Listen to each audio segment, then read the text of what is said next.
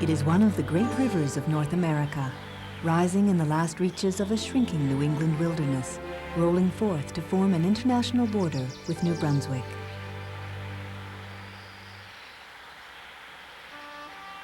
As a Canadian river, it flows through a hauntingly beautiful valley of Finger Lakes and lush fields, meadow islands, and apple orchards. The explorer Samuel de Champlain entered its estuary on June 24, 1604, the feast day of Saint Jean-Baptiste. Champlain named it the St. John River.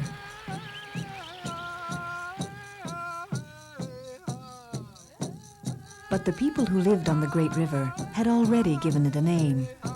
The Maliseet Indians called it Wolustick.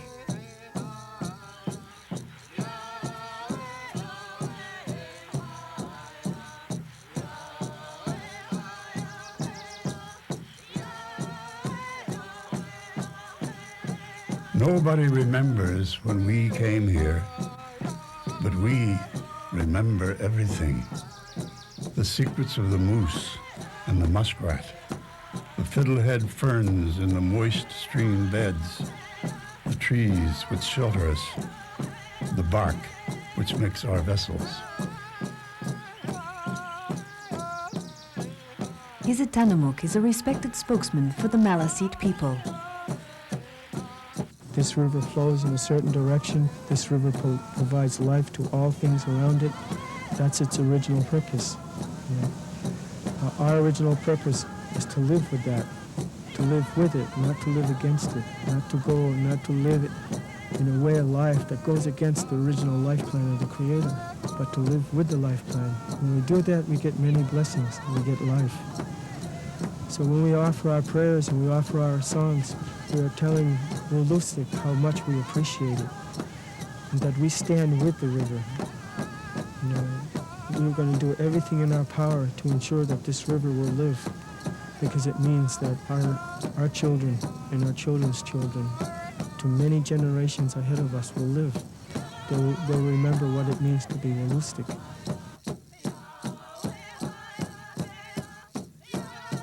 Feel the bite of the paddle in the water. We will journey down this river, you and I, with the spirit of Wolustick. Our canoe will be guided by the spirit of the great river itself. We slip into the mist on a voyage into ourselves.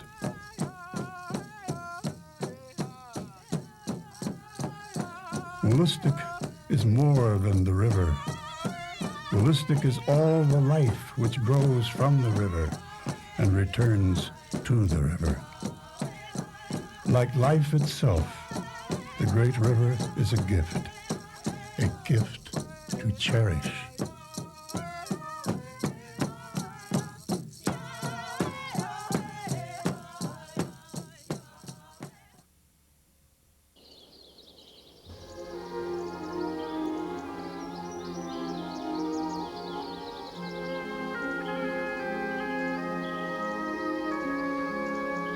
For all its serene beauty, the river has a long and often bloody history.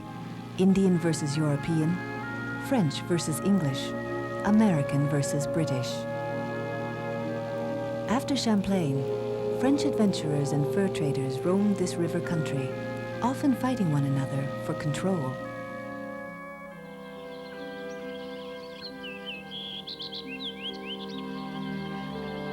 Menu d'Aulnay built a fort and a trading post at the mouth of the river, and carried on a minor civil war with Charles de la Tour, who had a rival post at Port Royal, across the Bay of Fundy. But the valley itself was almost neglected for nearly 180 years. Neglected? Not by our people, and not by the creatures of the springtime.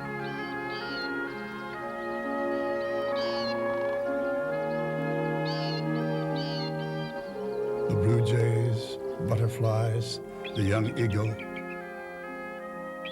the great white egret, those things remain, for those who look.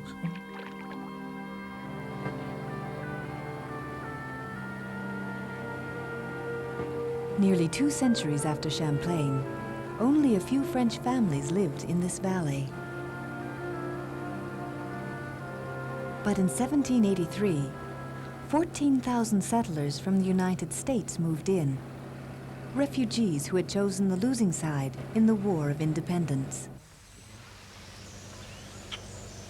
Because they had remained loyal to the British Crown, they became known as Loyalists. The descendants of the Loyalists still live along the lower St. John River, and they have given the valley much of its character and many of its British institutions. This is the Peters Mount House. It was built between 1807 and 1811 by James Peters, who was the Loyalist founder of Gagetown. They looked at something like 32 maps and no record of a house in this particular spot. I remember the ones who came, claimed the land, and settled here, how they labored and suffered, how Wolastoq's waters served as their highway, how they cleared this rich, fertile land.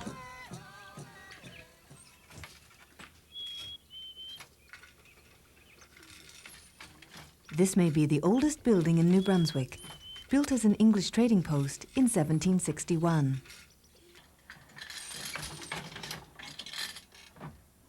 Today, the old trading post is a weaving and design studio called Loom Crofters, which weaves tartans, often to custom designs, for clients all over the world. It's managed by Enid Inch. This building was here in 1776, when John Allen vainly tried to ally this territory with the rebellious 13 colonies. It was here during the boom years of the 19th century and the depression years of the 20th century.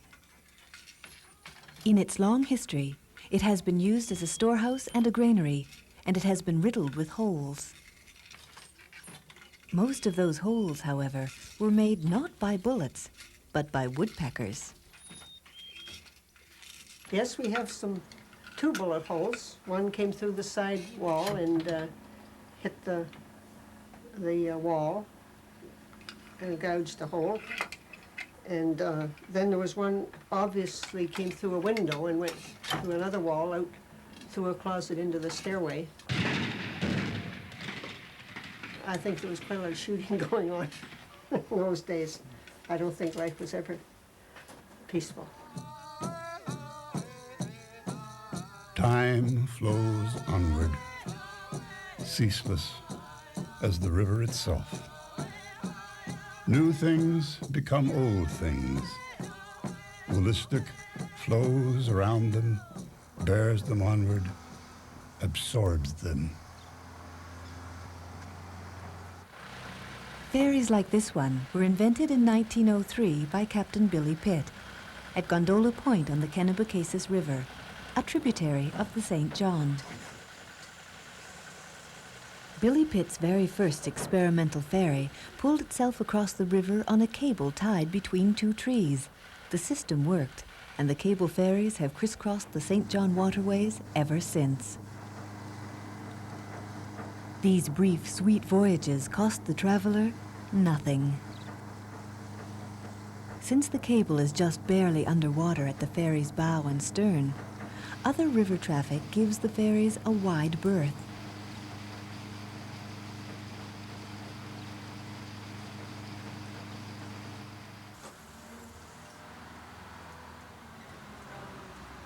The ferry operators are genial people, and most of the passengers are their own friends and neighbors.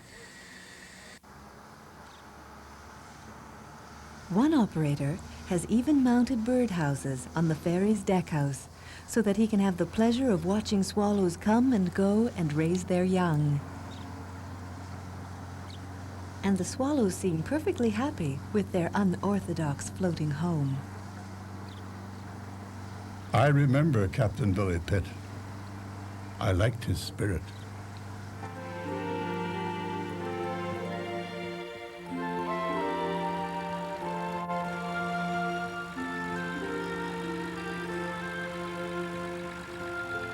Did all of us actually spend our childhood summers on our grandparents' farms, riding tractors, picking fruit, making hay? Or does it only seem that way? Remember the farms we sang about? The farmer in the dell. Wasn't his name MacDonald? And then the farmer took a wife. In the stories, they always had at least one kid, and a hired man named something like Jake. They had horses and cows and pigs and ducks. They grew oats, peas, beans, and barley. Those farms of memory were not automated multi-million-dollar businesses with computer-controlled combines doing the harvesting. The farms in our songs, the farms of our imaginations, they were warm, intimate, family places. There really are farms like that.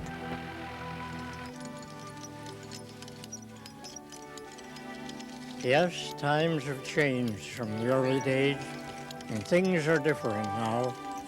We used to trudge from dawn till dusk in the trail of a walking plow, and sowed our grain from a canvas sack with a barrel hoop for a mouth, and we kind of thought that Providence controlled the frost and drought.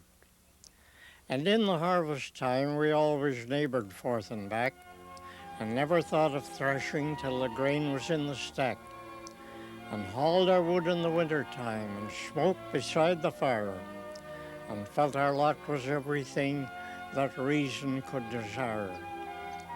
True, we had little money, our houses were plain and bare, maybe a box for a table, maybe a block for a chair. Straw to repose our bodies at the end of a well-worked day, and the stars saw through the knotholes in the shingles where we lay. Yes, times have changed from the early days. Farming is now an art. They're coming for land and motor cars where we came in a cart. They're tearing the prairie with steam and gas, turning the rivers loose to water the arid regions and bring them into use.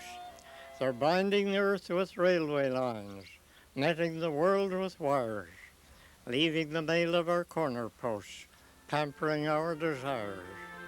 They tell us that times are better. They prove it 1,000 ways, while we sigh for the old companionships and long for the early days. Percy Inch is 98 years old.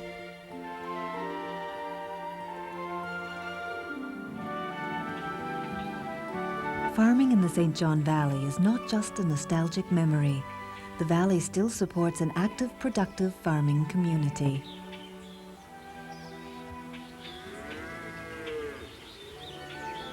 All along the lower St. John, city people go out to the country to buy quarters of beef and sides of lamb from farmers they know as friends.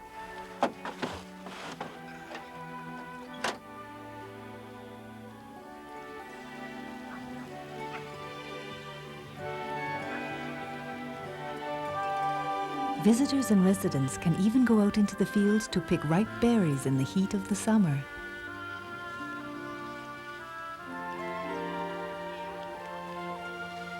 Ripe, fresh strawberries, bursting in your mouth like the sweetness of summer itself.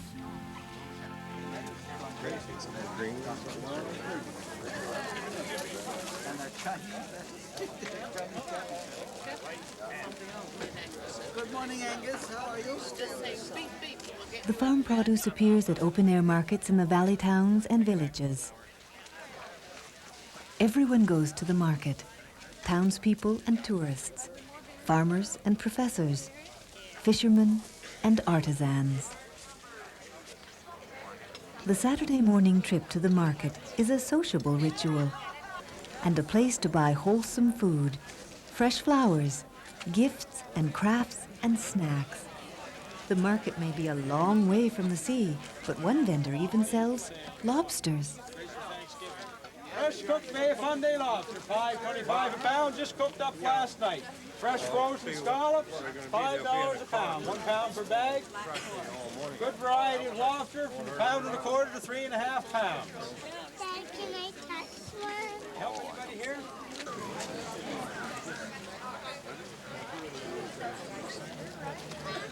For child and adult alike, an open-air market is a wonderland of strange noises, brilliant colors, and exotic smells.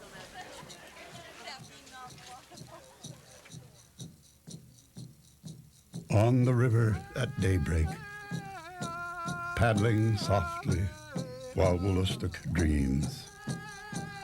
Here Woollistic dreams of laws and knowledge, of arts and songs, of games and war.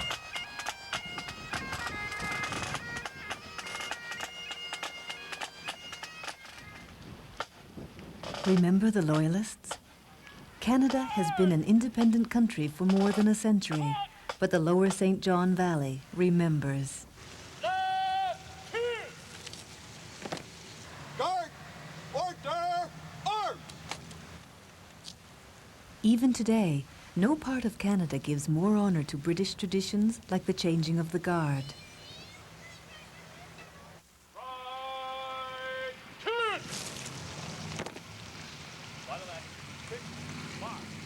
Warriors and music, the traditions of our tribes.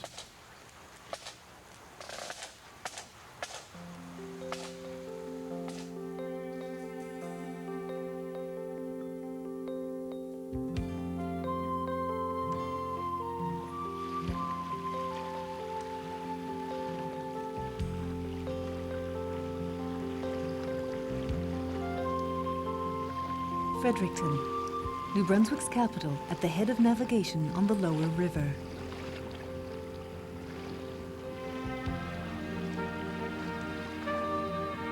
A small city of aristocratic riverfront homes, quiet streets and public buildings of Georgian and Victorian dignity.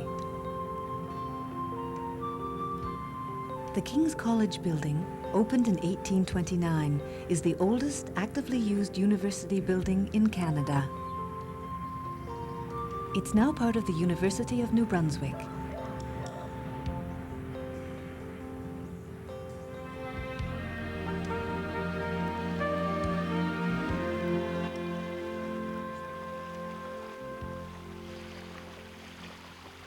The river provides the capital with a waterfront park, a promenade, a playground, a place of joy and renewal for the city's 45,000 citizens. Christchurch Cathedral was consecrated in 1853, the first new cathedral foundation on British soil since the Norman Conquest in 1066.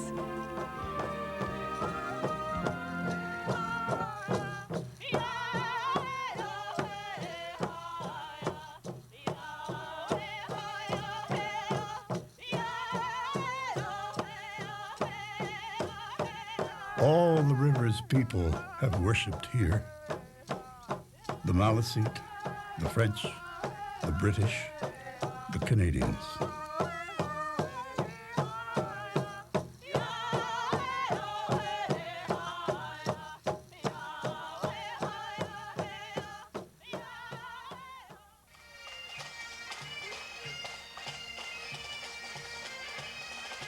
Canada Day, the 1st of July.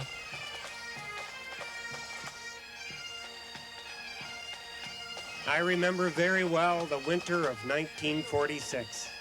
We all wore the same uniform as Rocket Richard, the red, white, and blue uniform of the Montreal Canadiens, the best hockey team in the world. We all combed our hair like Morris Rocket Richard and kept it in place with a special kind of glue. We laced our skates like Rocket Richard. We taped our sticks like Rocket Richard. We cut his pictures out of the newspapers. Truly, we knew everything there was to know about Rocket Richard. On the ice, when the referee blew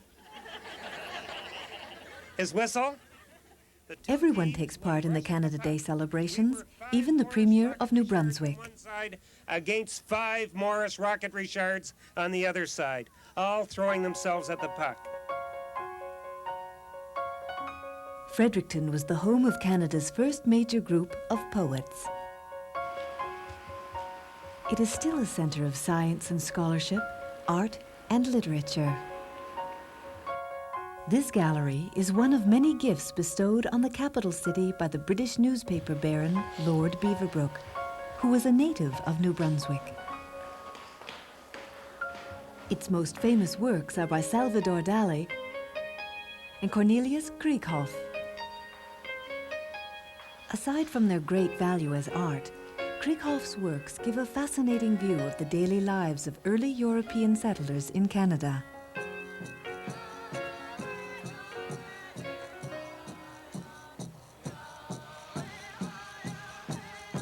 In villages along the banks, life flows unhurried and deep, like the flow of the river itself.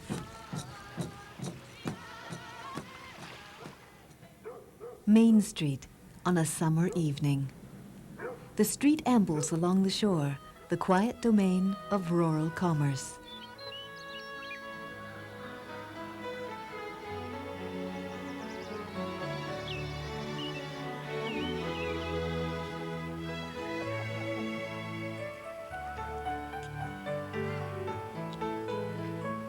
If you lived here, you'd find time to stop and visit.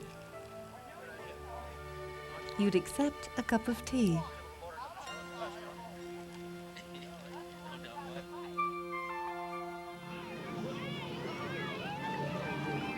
Beaches along the river and long summer days to enjoy them.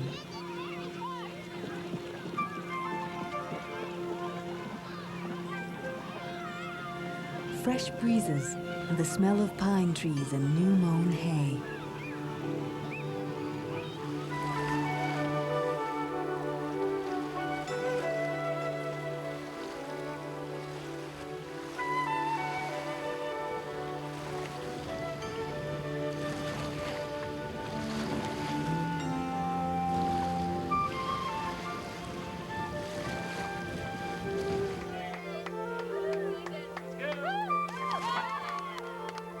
Water so fresh and warm, you can't resist it.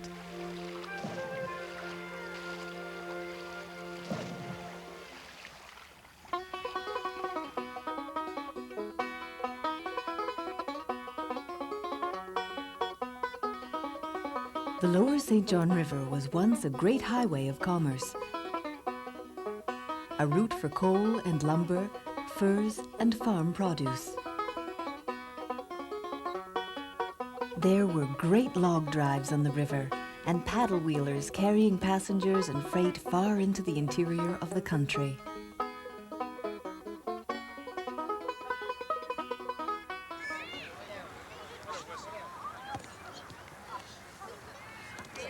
But today, the river is used more for recreation and relaxation than for commerce.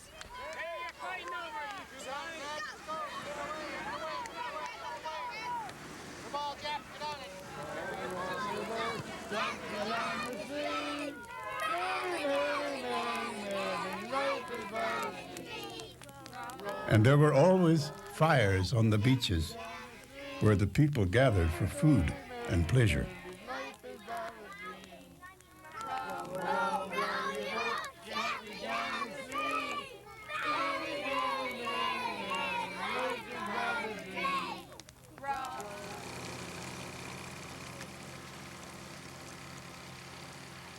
Early in the morning, the fishermen are on the water.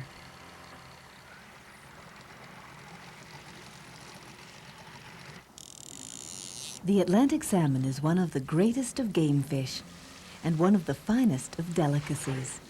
It's found in many parts of the St. John and its tributaries.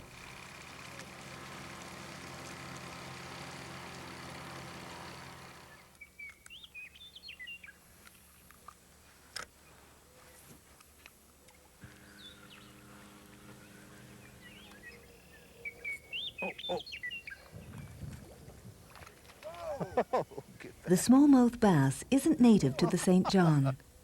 It was introduced about a century ago by railway and logging camp cooks who valued it as food. Today, the smallmouth is found throughout the lower St. John system. In these northern waters, the smallmouth bass grows slowly, but is not heavily fished. It offers superlative sport for anglers, especially in early spring and late fall. Number what, 12? Must be.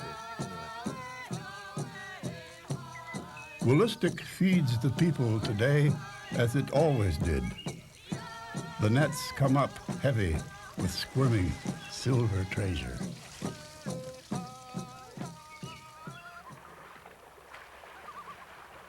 Artists and artisans have always been drawn to the serene grace of the river, the haunting beauty of its surrounding woods and fields.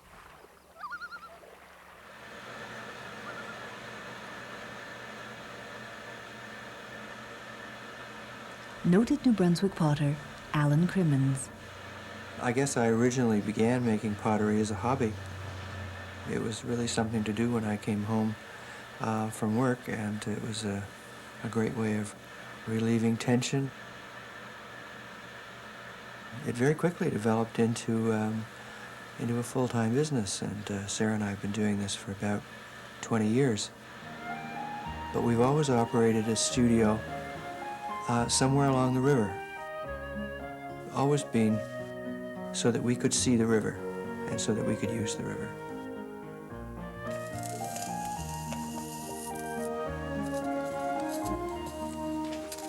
One of the reasons that there are so many craftspeople living along the St. John River is because back during the 60s, when many young people were looking for an alternate lifestyle, this kind of peace and tranquility and beauty appealed to them. And they came here from really all parts of Canada, many parts of the United States, settled here and set up studios.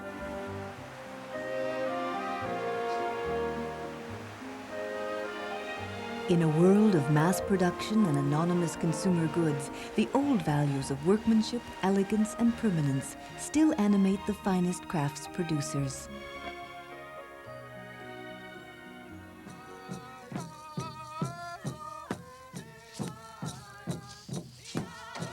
In every change, something of the older ways remains.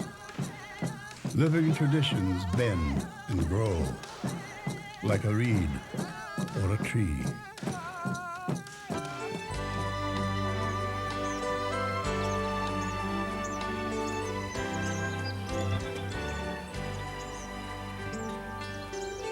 Look closely. Change focus. There.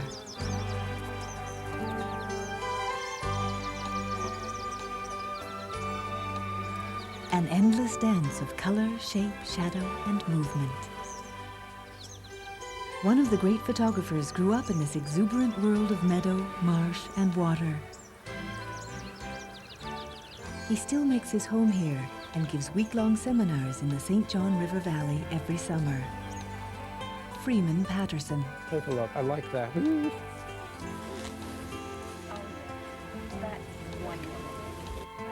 I'd open the space up. No, I wouldn't put it in the middle, but I think I'd open the space up a bit on the right.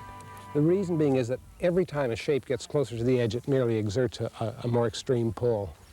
The other thing that I think would be terrific there is to use the flowers out of focus, focusing on something in the foreground. Yes.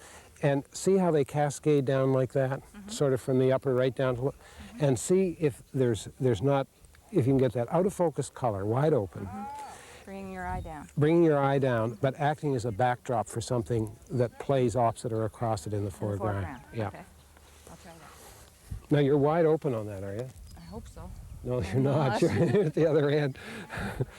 The river is still very beautiful. Of course, it has changed and has been changed by human beings, but we still have the opportunity not to destroy this incredible resource, which is not just a physical resource, but it's also, in my sense, an emotional and a spiritual resource. And if we develop without thought and care and love, and if we don't show the river the kind of respect that we would show our fellow human beings, I hope, then of course we will lose this incredible river. And I think that, well, to speak theologically, that would be a great sin. I feel very strongly that the people who live by the river, in many cases, regard it as a gift, and perhaps those who don't should think of it as a gift. That's something very special. We didn't earn it. We don't deserve it. And I feel that we should treat it like we treat any gift that means something to us.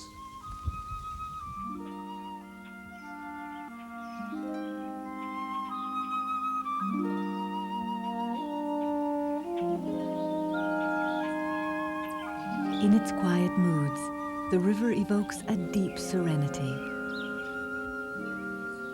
That mood of reverence is echoed in the dignified old churches of the lower St. John Valley. The stately dignity of the churches of England and Rome. The plain-spoken architecture of the many Protestant sects. The simple rural chapels. St. John Valley churches are examples of heritage architecture, monuments of craftsmanship, and witnesses to the fundamental values of the valley communities. They used to think the divine spirit lived only in their churches. But the divine spirit is everywhere. Everywhere. In a way, it's almost misleading to think of the lower St. John as a river. Mighty though the river is, it's far more than a single flowing body of water. It's a whole network of lakes and tributary rivers, a maze of bays and marshes, coves and islands. A multitude of lakes, rimmed with working farms, run inland from the main river, and many sections of the river itself are as broad as lakes. In some places, the river system is as much as 200 feet deep. Hundreds of miles of shoreline, uncrowded but well charted, with plenty of buoys and lighthouses to help the navigator find the way.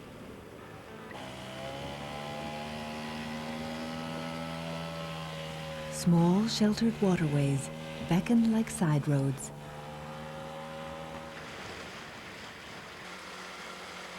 What better way to explore this world of meadow, marsh, and water than a houseboat? All the comforts of home in a vessel which can slip into shallow coves which other pleasure vessels never attempt to enter. Without a mast, the St. John's many covered bridges are never an obstacle. Today, the covered bridges seem quaint, but they were an imaginative response to a very real problem. Their roofs protected the wooden structure from the rain. By keeping them dry, they preserved the bridges from rot. You can find almost any kind of vessel in the St. John River system.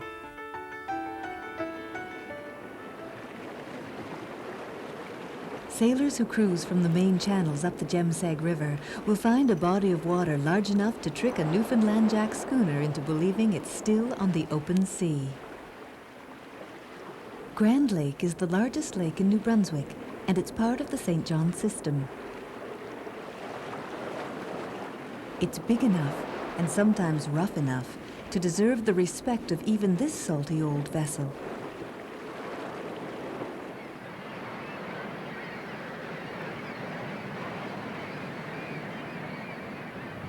Grand Lake is a favored locale for sailboat racing. Hey fellas, give us Bill Bailey again.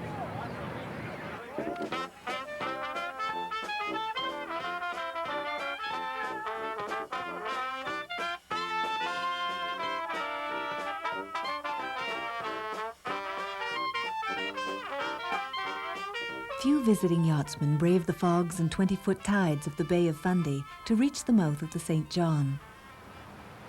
In the estuary, they face another obstacle, the reversing falls, a tumultuous stretch of rapids where the water flows up into the river on a rising tide and back down to the bay on a falling tide.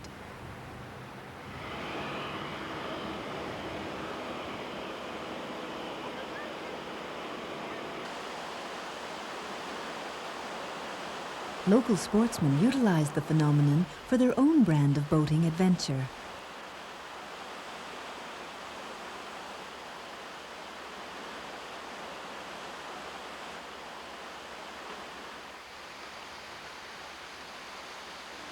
Larger vessels can only pass the reversing falls during a half-hour period at slack water. These yachts belong to seasoned, knowledgeable sailors, members of the Cruising Club of America.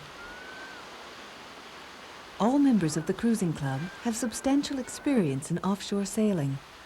Many have crossed oceans, circumnavigated the world, and cruised to the high Arctic.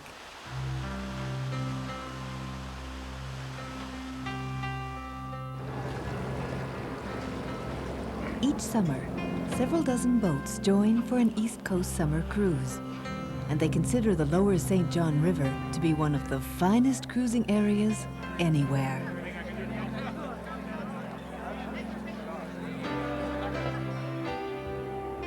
This particular cruise includes more than 50 boats from as far away as Boston, New York, Halifax, and even Seattle. Over the next few days, these cruising families will savor the protected anchorages, the warm water, and the beauty of these pastoral surroundings, a proper reward at the end of a challenging voyage. They'll explore many of the secret spots of the river system. And they'll raft up together in Washtemowick Lake for a memorable floating party.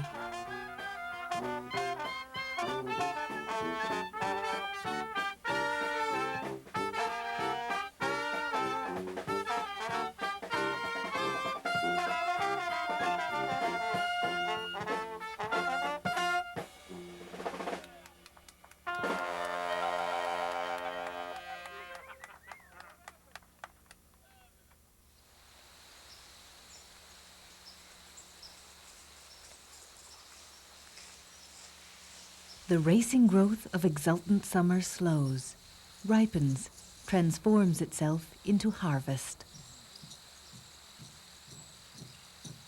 Woollistic's colors shift from youthful greens to crimsons and ripe golds, brown nuts, scarlet apples, orange pumpkins, crisp nights and mellow days.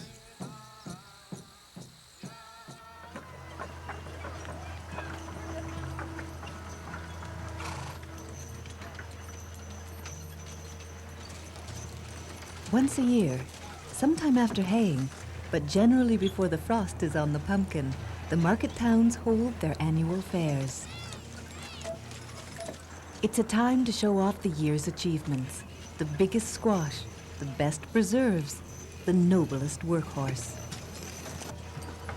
Young equestrians prepare to show their skills, while knowledgeable eyes take in every detail.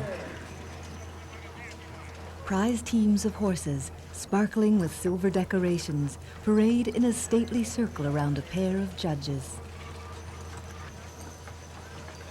It's a time for homemade food, carnival amusements, and lazy talk. It's a time to renew acquaintances, to tell stories, to nurture the strong links that unite this deeply rooted rural community. There are prizes for outstanding cattle, and sometimes it seems as though every entry wins a prize of some kind. It's a time to celebrate the fulfillment of another season's bounty. A time for quiet pride in good horses.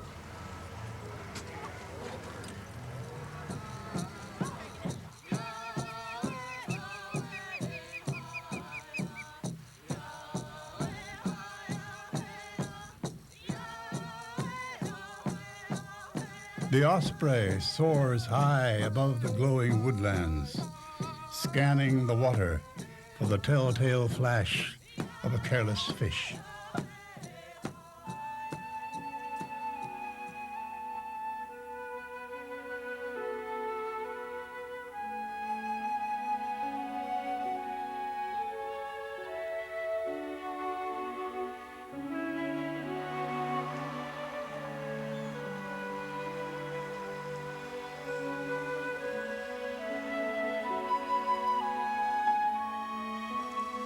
This may well be the finest season of the whole year.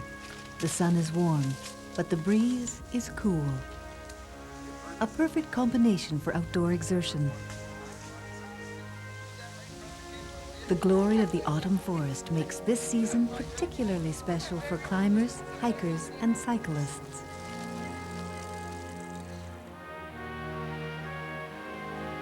A dramatic season, flavored with the sweetness of summer and the sharpness of the approaching winter.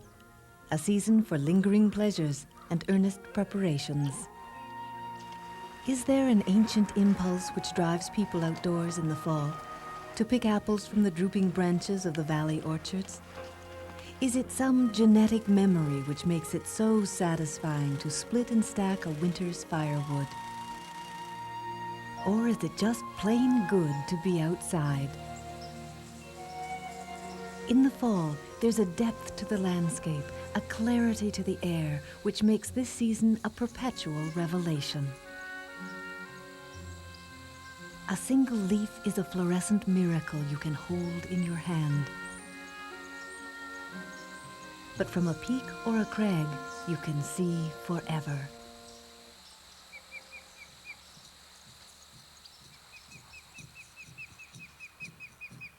The osprey flies on, sensing the end of its season on the river from the fiery colors of the landscape below. And ahead, at the mouth of the river, lies a city.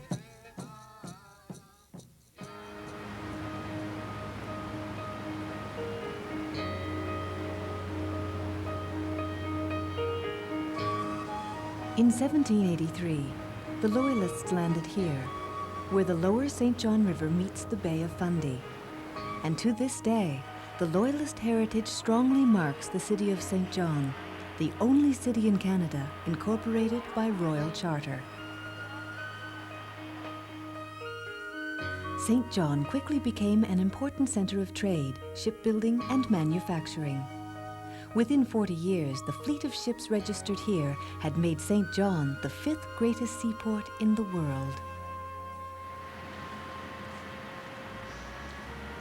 In recent years, preservation and renovation have rejuvenated the core of St. John, especially around Market Slip, the city's main intersection. Among the historic attractions here is Barbara's General Store, but among the new landmarks is a whimsical clock tower created by New Brunswick artist John Hooper.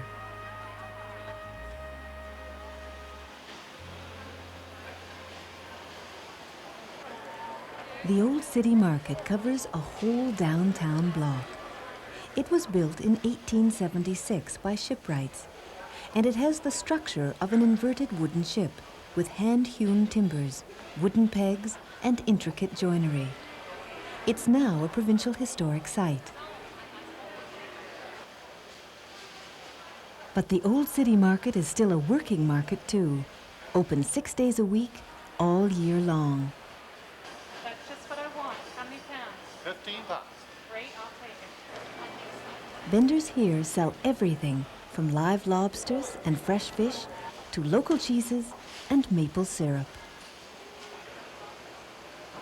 You can even get dulse, a nutritious sea plant gathered from the Bay of Fundy rocks and dried in the sun.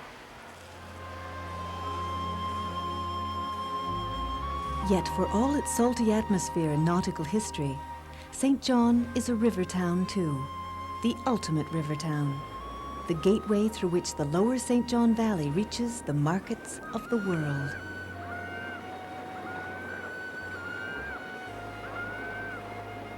For yachts too, St. John is the gateway between the protected freshwater of the river system and the salty tides of Fundy.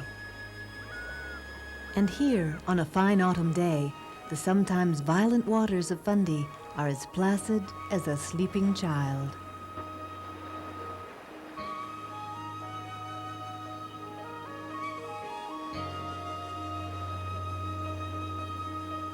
Beneath this quiet surface, the huge river presses forward, merging eternally with the sea. The abiding mystery of a river, always flowing, never emptied. The sea absorbs it, but the river always remains.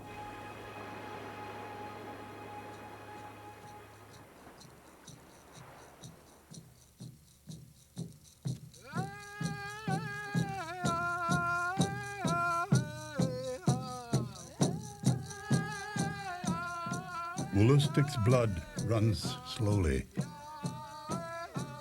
Sap drains in the trees, and the river runs deep and quiet, dreaming of the silence to come.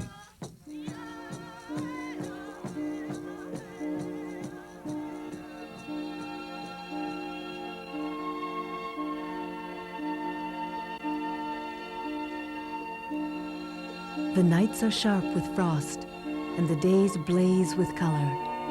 A last jubilant splash before the black and white of winter.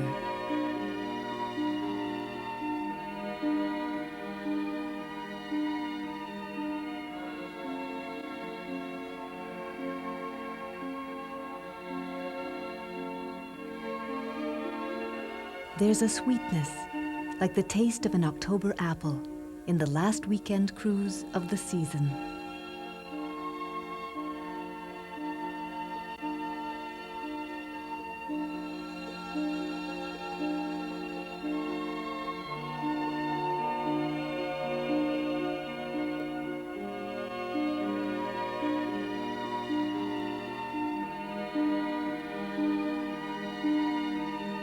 The days are shorter, but the sun still warms our skin. A cool breeze chills us again.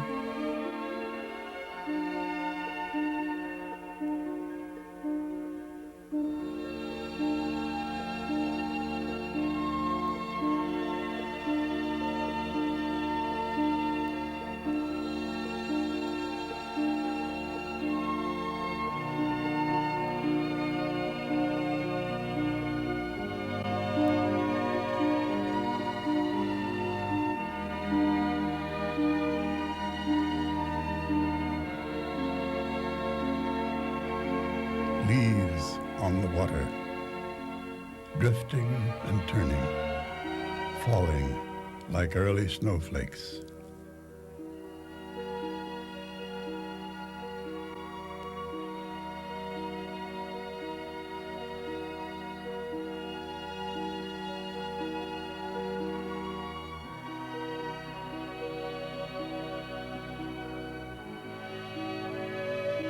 The fallen leaf nurtures new shoots, bursting green from the bud when the winter has passed. Woollistic merges endlessly with the heaving waters of the sea.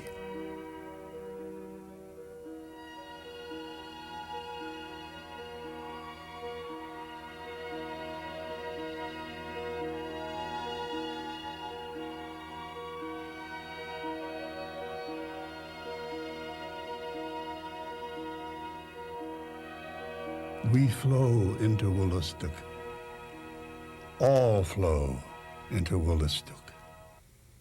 And Woollistic flows forever.